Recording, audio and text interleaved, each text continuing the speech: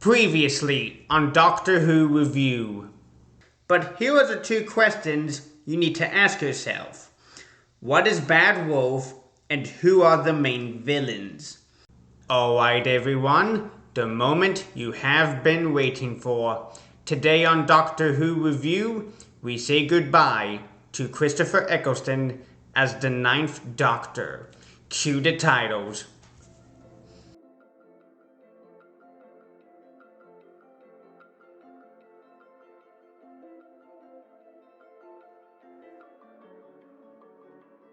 Hello everyone, Douglas here and welcome to my Doctor Who review, and today I will be reviewing Bad Wolf and the Parting of the Ways. Before we do dive into this review, I am so sorry for the very long delay because I was going to record my script weeks back and then I came down with a sore throat and I said to myself, no, I do not want to make my throat even worse. So I held it off, and then my allergies acted really badly. But hey, you waited a long time for this review, and now you're getting it. This story is the 7th story to be written by Russell T Davies, and it is directed by Joe Ahearne, who directed the previous story, Father's Day, and Dalek.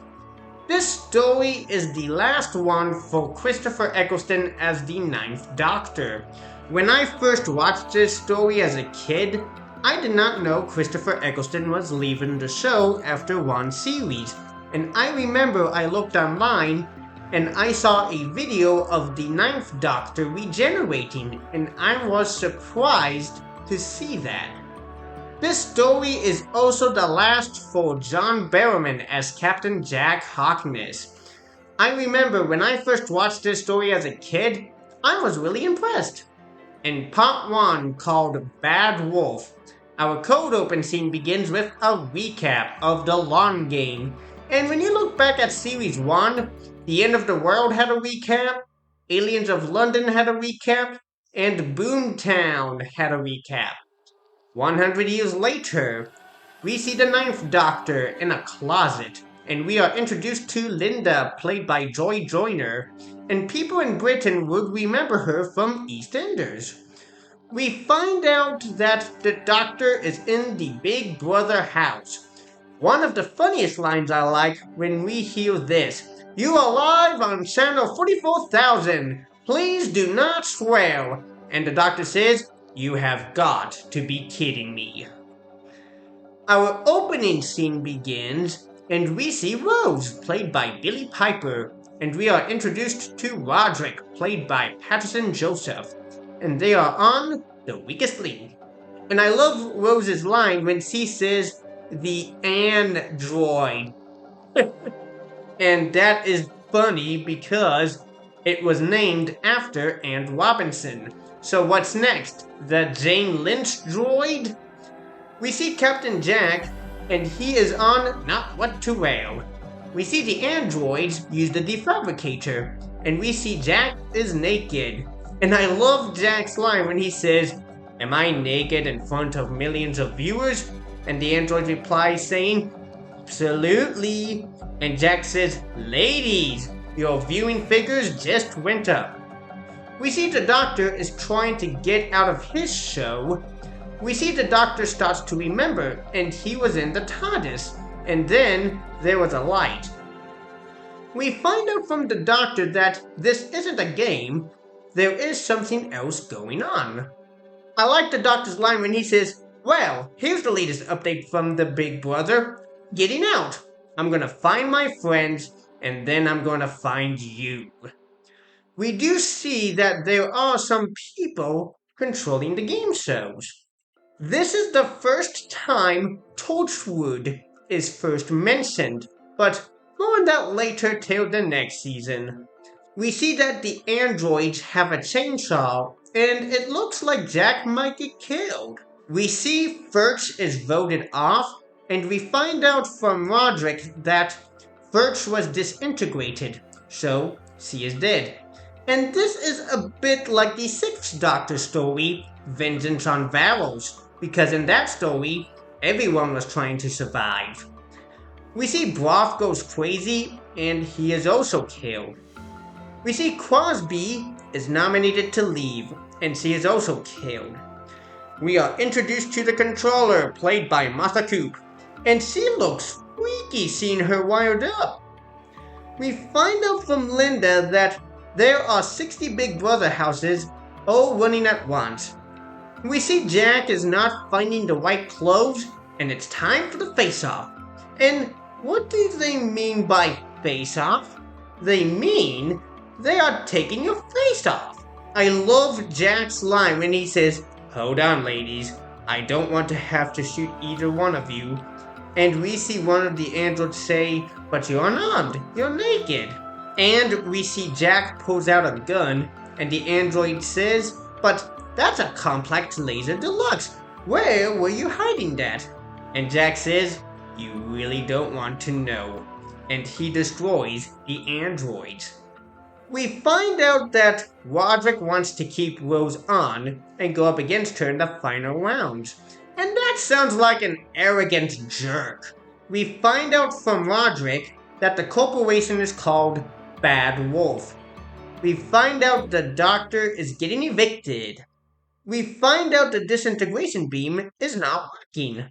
I like the doctor's line when he says, "Linda, you're sweet. From what I've seen of your world, do you think anybody votes for sweet?" We see Linda goes with the doctor, and we find out we are back on Satellite 5.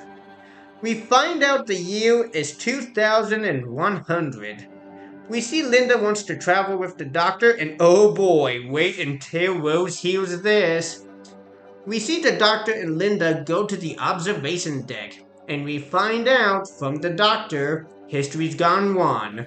Again. We find out that the doctor's interference was the cause of it, and there are consequences after the long game. We see Jack is reunited with the doctor, and they are trying to locate Rose.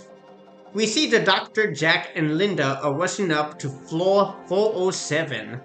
We see Rose lost her game, and we see Rose runs to the doctor, and she is killed.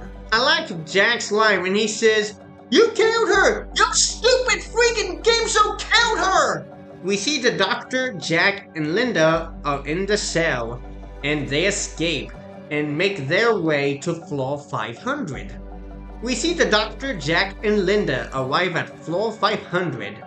Funny line from Jack when he says, "Do I look like an out-of-bounds sort of guy?" We see Jack finds the TARDIS, and he discovers something. We see the controller is asking for the doctor. We find out the controller has someone controlling her. We see Jack activates the disintegrator beam, and the doctor thinks Jack killed Linda.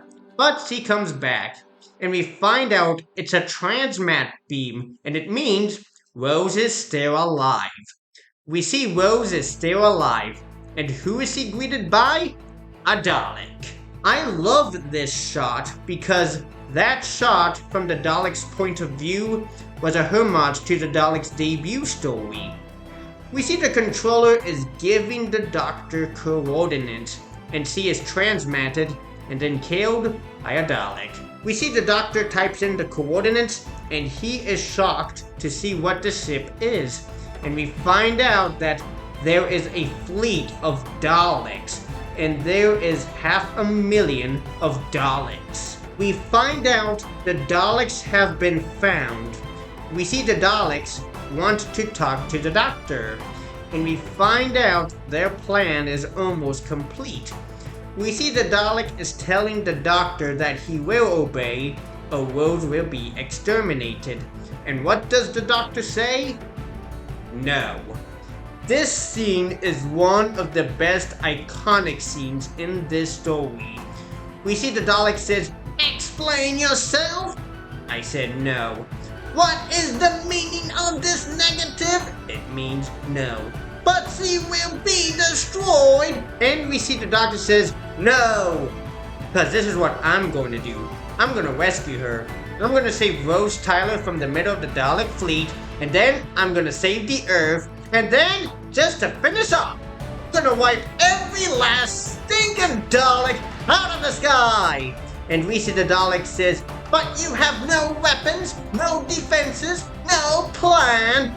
And the Doctor says, yeah. And doesn't that scare you to death? And he says, Rose, I'm coming to get you. And we see the Daleks are going to get ready to invade Earth. And that is the end of part 1. In part 2, called The Parting of the Ways, we are on the Dalek ship. And we see the Dalek is interrogating Rose. And we find out from another Dalek that the TARDIS has been located. And the Daleks fire missiles at the TARDIS. We find out the TARDIS is protected by the force field. And we hear the TARDIS landing. And it lands around Rose and the Dalek. We see the Dalek fires its weapon, and Jack destroys the Dalek. I like the Doctor's line when he says, my people were destroyed, but they took the Daleks with them. I almost thought it was worth it, and now it turns out they died for nothing. You can tell the Doctor's guilt is coming back. Funny line from the Doctor when he says, the dogs have got the answers? Let's go and meet the neighbors. We see the Doctor, Rose, and Jack step out of the TARDIS, and we see the Daleks fire their weapons, but they are protected by the force field. I like the Doctor's line when he says, do you know what they call me in the ancient legends of the Dalek homeworld? The oncoming storm. You might have removed all your emotions, but I reckon right down deep in your DNA, there's one little spot left, and that's fear. Doesn't it just burn when you face me? We see the Doctor asks how they survived the Time War, and we hear a voice saying, they survived through me. And it's the Emperor Dalek. And the last time we saw the Emperor Dalek was back in 1967, and that was the second Doctor story, The Evil of the Daleks. And when you look at the Emperor Dalek from The Evil of the Daleks, that is a big plot. But this Emperor Dalek is different, and you can see the mutant. I like the Doctor's line when he says, I think you're forgetting something. The Doctor, and if there's one thing I can do, it's talk. I've got 5 billion languages, and you haven't got one way of stopping me. So if anybody's gonna shut up, it's you! We find out from the Emperor that they were waiting, and they were harvesting the waste of humanity. So we find out the Daleks are made of the losers of the game shows, and that makes them half human. I like the Doctor's line when he says, fighting in silence for hundreds of years. That's enough to drive anyone mad. But it's worse than that. Driven mad by your own flesh. The stink of humanity. You hate your own existence, and that makes them more deadlier than ever. We see the Doctor, Rose, and Jack go back to the TARDIS, and we see the Daleks fire their weapons, and in an iconic shot, we see the Doctor has his head against the door, and you get the feeling that there is no way the Doctor is going to win this.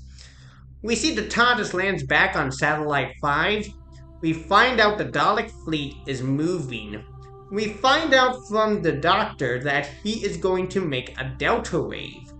We see Jack says goodbye to the Doctor and Rose. We are at Floor 0, and Jack is looking for volunteers. I like Jack's line when he says, and if you hear fighting up above, if you hear us dying, then tell me that the Daleks aren't real. We find out from the Doctor that he is going to cross his own time stream, and we see the Doctor and Rose go into the TARDIS, and we see the Doctor comes out of the TARDIS, but he doesn't do it. We see the Doctor pose his sonic screwdriver, and we see the TARDIS takes off. We see a hologram of the Doctor, and it's Emergency Program 1. We find out that the TARDIS is taking Rose home, and we find out Emergency Program 1 means he is facing an enemy that will never get their hands on this machine. I like the Doctor's line when he says this to Rose. Have a good life. Do that for me, Rose. Have a fantastic life. We hear the TARDIS lands, and we see Rose is back at home, and she is on Jordan Road, the same place where Pete Tyler got hit by a car in Father's Day. We see Rose wants to get back to the doctor, and we see Mickey, played by Noah Clark. Back on Satellite 5, and we see the Emperor, and we find out from the Emperor that the Delta Wave would destroy Daleks and humans together. We see the Doctor asks the Emperor about the words Bad Wolf, and we find out they are not part of its design. Back on Earth, we see Rose, Mickey, and Jackie, played by Camille Cottery. I like Rose's line when she says, "The doctor showed me a better way of living your life. You know he showed you too. That you don't just give up. You don't just let things happen.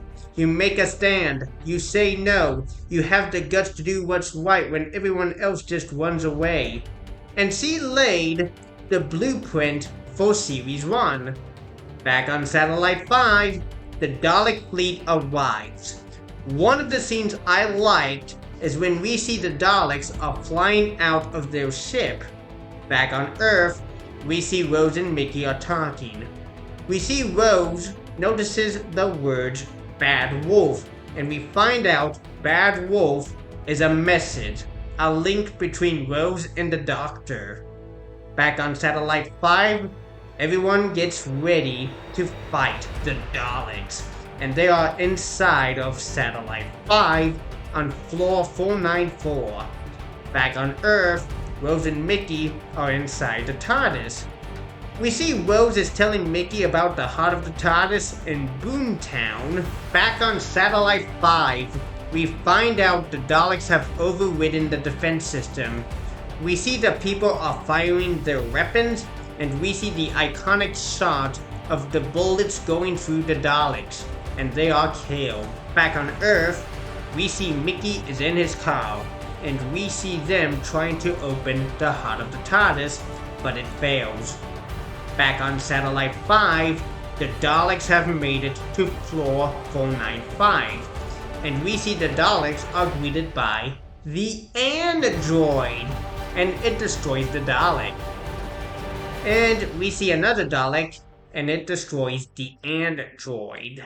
We see the Daleks are going down, and Mr. TARDIS says that this is one of the show's darkest moments. We see the Daleks are at floor 0, and they killed everyone that is not Dalek. Back on Earth, we see Rose tells Jackie that Rose met her dad, and she tells her that she was the one that held Pete's hand when he died. Back on Satellite 5, we see the Dalek fleet descending, and they are invading the Earth. Back on Earth, we see Jackie arrives on a tow truck. Back on Satellite 5 on floor 499, we see the Daleks arrive. We see the Daleks found Linda, and we see a Dalek with a claw, and it's cutting through the door. We see Linda sees the Daleks in space, and you know what is going to happen. And we see the Dalek silently says, "Exterminate." And we see the Dalek fires its weapon, and Linda is sucked into space, and she is dead. And the director, Joe Ahearne, said that was his favorite death scene. We find out that Jack is the last man standing. Back on Earth, we see they are trying again with a tow truck. We see that Rose was successful, and we see light beams go into her eyes. And we see the TARDIS takes off. Back on Satellite 5, we see Jack is out of bullets, and we see him surrounded by 3 Daleks. And what do they say? Exterminate! And I like Jack's line when he says, "I kind of figured that." And we see Jack is dead. We see the Doctor got the Delta Wave ready, and we see the Daleks arrive. We see the Emperor asks the Doctor if he is coward or killer, and we see the Doctor is getting ready to activate the Delta Wave. When I see that scene of the Doctor about ready to activate the Delta Wave, it does go back to, do I have the right speech? But I think the fourth Doctor in him is telling him, don't do it, you will become better than the Daleks. And he's a changed man since the Time War. And we see the Doctor says, coward, any day. We see the Doctor accepts his fate and is ready to be exterminated. And we see the TARDIS lands, and we see Rose has a power of a goddess. We find out from the Doctor that Rose looked into the time vortex. We find out that Rose is possessed by the Bad Wolf. We see the Bad Wolf burns all of the Daleks, including the Emperor. We see the Bad Wolf brings Jack back to life. We see the time vortex is killing Rose, and we see the Doctor absorbs the time vortex through a kiss. And we see him let go of the time vortex, and it is back in the TARDIS. We see Jack sees the ashes, and he sees the TARDIS takes off. Inside the TARDIS, we see the Doctor's hand glowing. I like the Doctor's line when he says, I might never make sense again. I might have two heads on one head. We see the Doctor tells Rose that he absorbed the time vortex, and he is getting her ready for the Doctor to regenerate.